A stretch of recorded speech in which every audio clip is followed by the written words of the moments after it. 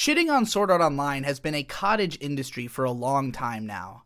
I made a video once stating that if you were even to just simply put the name of the show in the title and thumbnail of a video along with some kind of incendiary implication, it would automatically get views. And that video proved it, as has every other video that I've made talking about the series, and even more so, the videos that Mother's Basement and many others have made returning to peck at that corpse over the years.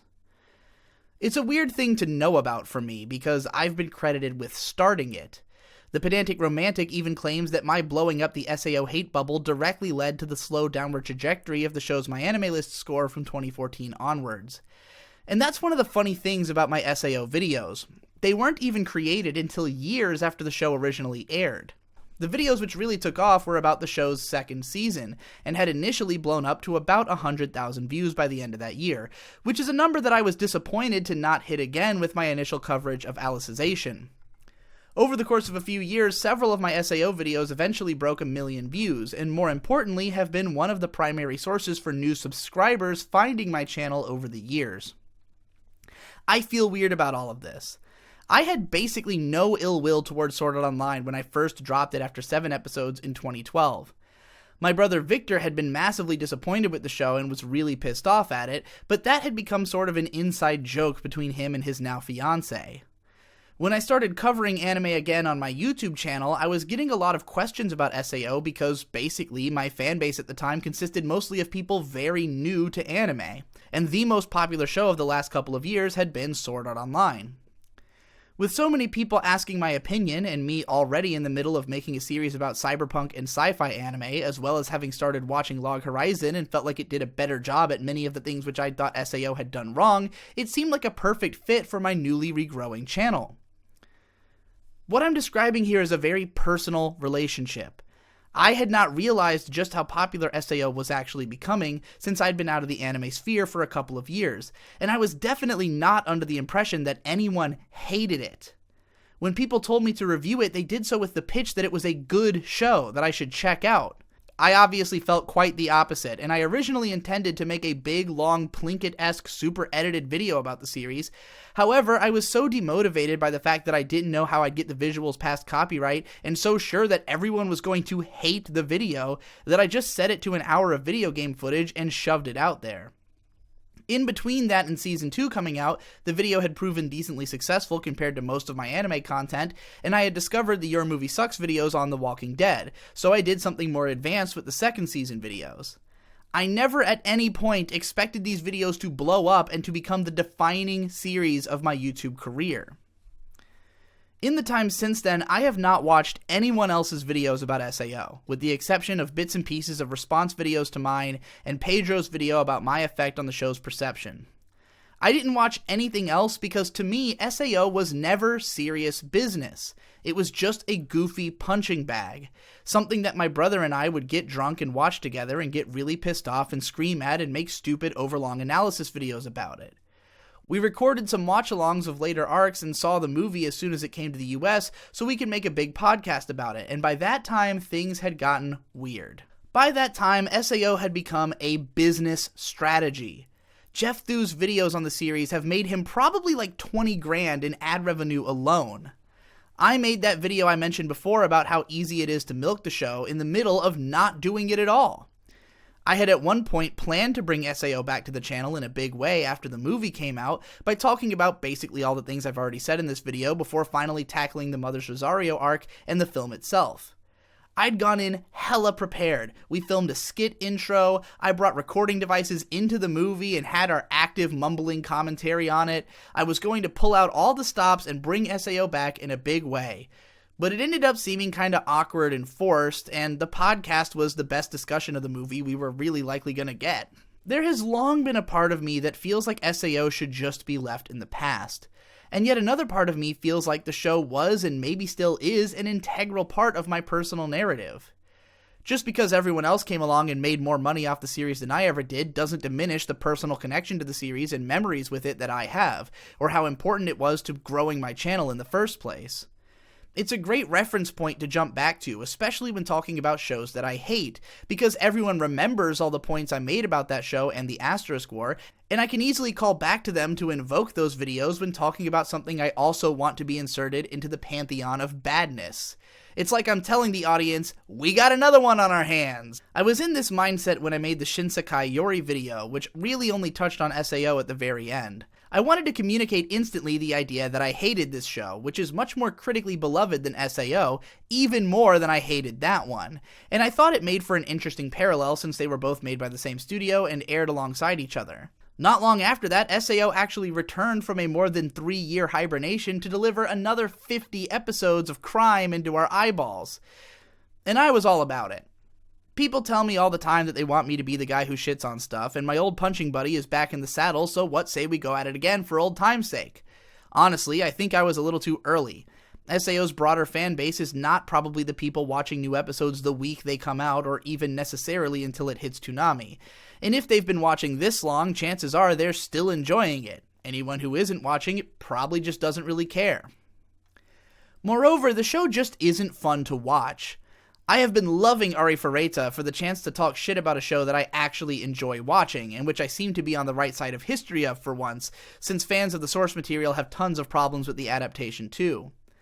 But in the case of SAO, I quickly remembered that I just don't like the show enough to keep watching it just so I can make fun of it, unless the view counts were going to be really insane. So this is where we stand on SAO. Most of the people who don't like the show have long stopped caring about it.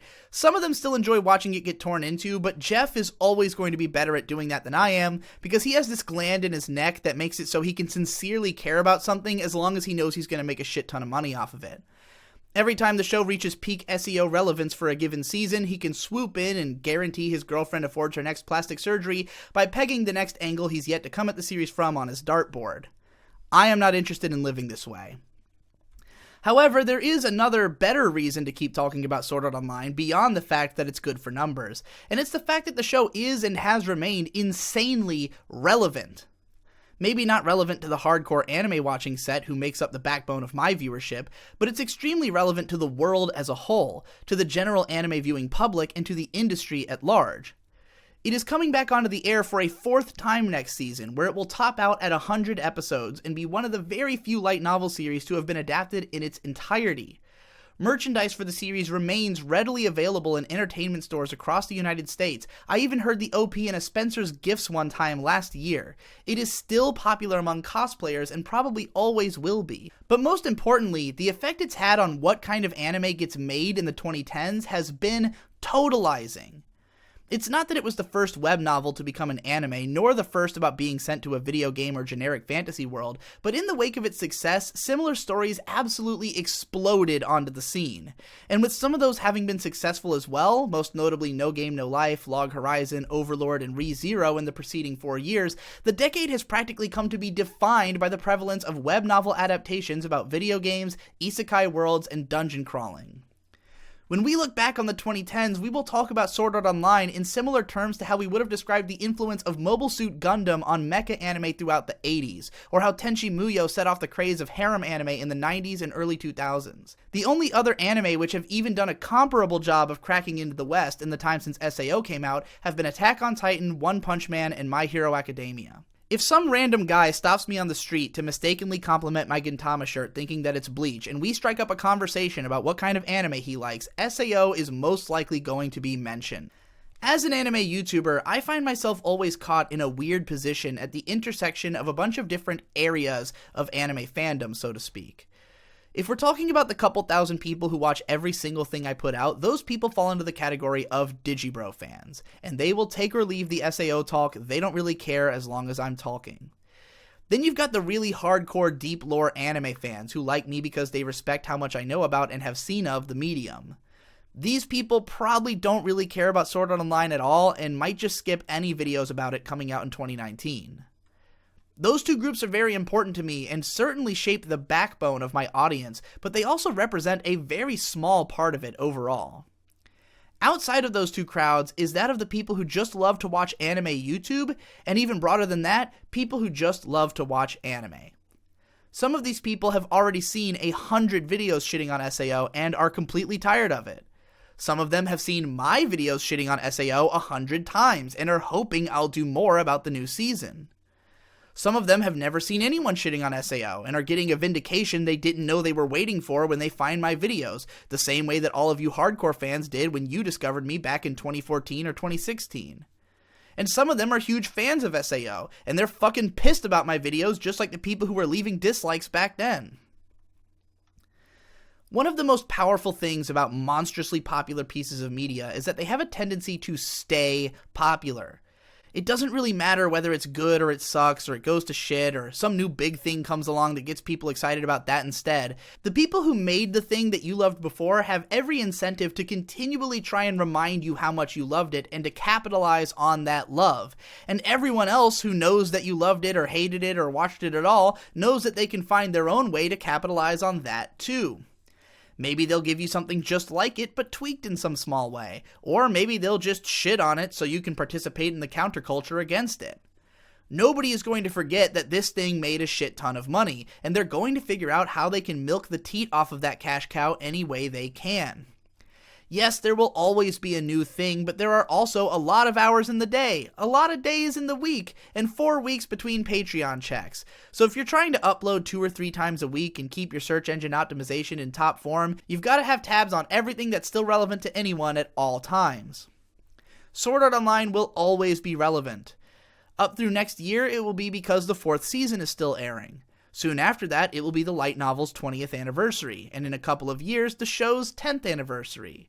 Maybe the successful Gun Gale Online spinoff will get another season, or any of the other countless manga tie-ins. SAO might not be as easy to milk as the Fate franchise with all of its complexity, but Madoka has somehow pulled it off for most of a decade, so maybe SAO has a chance. After all, Asuna is still taking the second place month after month in the new type waifu polls. I leave you with this grain of thought. At Otakon this year, I saw a panel featuring the producer of Inuyasha, Michihiko Suwa. At one point, he remarked on how Inuyasha had made more money in the West for Studio Sunrise than Gundam had, how to this day he takes the Inuyasha production committee on yearly trip vacations, and how they had been trying to convince Rumiko Takahashi to allow them to do more with the series. On average, anime is created with thin margins in small time frames, and when something fails, the producers move on to the next thing as quickly as possible. Out of hundreds of new shows which debut each year, if even one achieved this level of breakout crossover success, it would be deemed an absolute miracle. For many, Sword Art Online is a miracle. For others, it is a cross that we make a big show out of bearing for very serious, very low-effort paychecks. For me, it is hilarious. A relic of my not-far-gone past that I still think is funny to laugh about, and still makes a great shorthand for talking about the many problems with modern anime which it did so much to propagate and popularize, and a cultural milestone whose influence has permeated an entire generation of anime. I can imagine a world in which for a time everyone is absolutely completely sick of seeing or hearing about Sword Art Online, but I can't imagine a time in which it will be totally irrelevant. In 50 years, a textbook about anime history would be remiss not to include a mention of the show when discussing the 2010s. I hope you enjoyed this weird rant. The style of this was inspired by a YouTuber named Don Jolly, who is probably my favorite up-and-coming YouTuber that there is. You should go check him out. You should subscribe. He's great. Also, if you want to support me, Patreon in the description and probably on screen. Watch more of my videos, whatever. You know the drill.